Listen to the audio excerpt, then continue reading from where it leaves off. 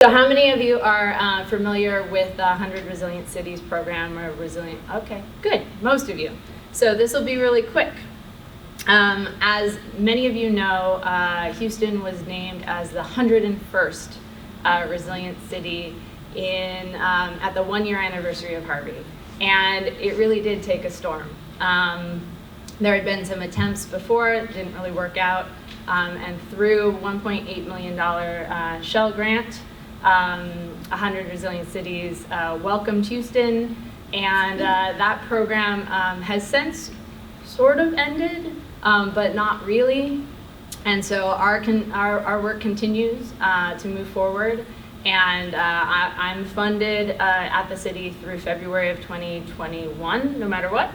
And then we're trying to institutionalize this work as we go. You know, when the program started a year after Harvey, clearly all of you were busy. There was a lot of work going on already, and so the Resilient Houston work has always tried to leverage all of the existing work that's happening, build upon it, connect it, de-silo it, and really take advantage of all of the coalitions that have been formed since Harvey, many of the coalitions that exist before Harvey, and really tie our work to everything that's going on so that it's not considered new work.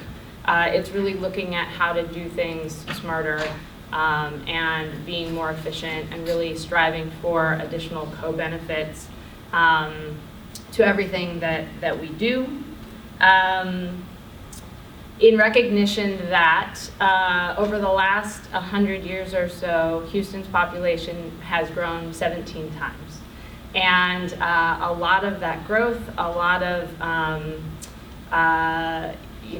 the challenges continue to be more frequent, they continue to be more intense, and there are more people who are impacted by them. And so how can we really take a hard look at all of the shocks and stresses that are potentially here or are here. And that includes flooding and hurricanes, but that includes so much more. And so many of the great panelists who spoke earlier really touched on many of them, from mental behavioral health to homelessness to affordable housing to urban heat. Thank you for that. And so trying to integrate the solutions that solve for more than one of those things at the same time is what we're trying to promote. And we're doing so in two ways. We're looking at resilience by scale. And so that's really looking at individual resilience, as many of you do, recognizing that if you don't have $400 for an emergency, then you're not going to be able to weather a storm or a loss of a job or the power going out and you losing all the food in your refrigerator. So how can we break down the resilience conversation to an individual level? And then looking at resilience at a neighborhood scale, recognizing that especially in a place as big as Greater Houston, each neighborhood is going to have different priorities of what their shocks and stresses are. And that really needs to be addressed with them at that neighborhood scale to the best that we can. We have an opportunity in Houston to look at the bayou scale and how we use the bayous to increase our resilience. And so that is happening. And then, of course, looking at the city scale. And while this is a city plan, the city isn't going to be able to implement it without partners, and so the city scale is really looking at how can we lead by example in places where we don't already, in how we institutionalize resilience into everything that we do, how we institutionalize resilience into our budget, into our procurement, into potentially creating the departmental chief resilience officers in each department in the city, something that I was successful in doing in Los Angeles, and it worked really well in terms of continuing to actually get to implementation and take some of these conversations that are really important, that have been at the planning level, and really getting them to the implementation level. So the areas that we're focusing on are around equity and inclusion, infrastructure and the economy and how we build both of those things forward, improving health and safety, integrating mobility and housing, and this has really transformed to how do we build up and not out, and then living with and without water, which includes a whole host of climate initiatives. Particularly, we're working with Catherine Hayhoe already to do a climate risk assessment so that we have projections around heat and around precipitation in the future so that we can plan looking forward and not backwards in terms of a lot of our infrastructure. And we'll look forward to sharing that with everyone. So we've come a long way in the 7 months I've been here. We had a 100+ person working group. Some of those members are in this room, and thank you again. 2 weeks ago or so, we were able to release the draft outline for this strategy. It is available, and we are encouraging feedback until October 1st, which I know isn't a lot of time. Right now, it looks at 5 chapters, one for each of those scales. There are 17 goals, I think 65 actions with perhaps more than 100 sub-actions. It's very comprehensive, and we're trying to streamline that conversation as best we can and not make it overly difficult, but there's a lot of opportunity here, and there's a lot of great work that we want to highlight and build upon. And so we're trying to make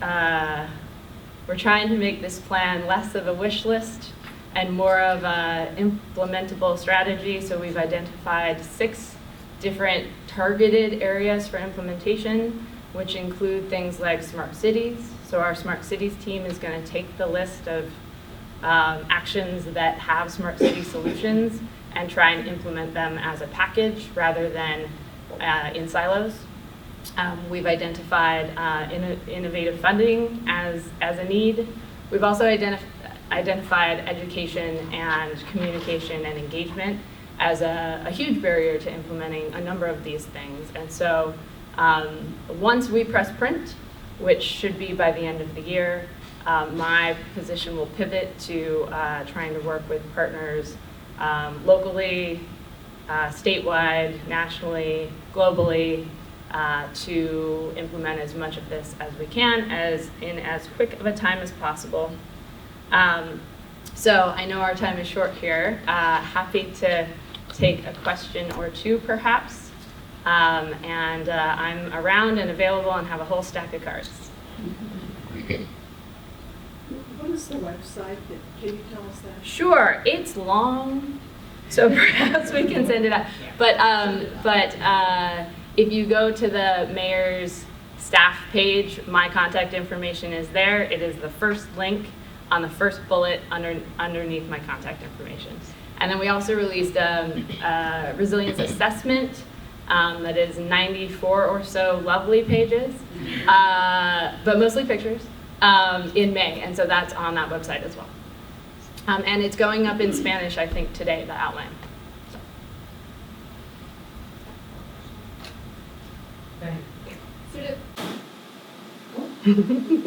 I was just curious, since the flooding is happening and it's reoccurring, what happens since Harvey in terms of like the bayous or the infrastructure that you were able to complete before you just Sure. So to be fair, my role to date has been mostly around planning. And I'm co-housed in City Hall with Steve Costello and the recovery team. And so we're trying to integrate a lot of the resilience thinking into our recovery work.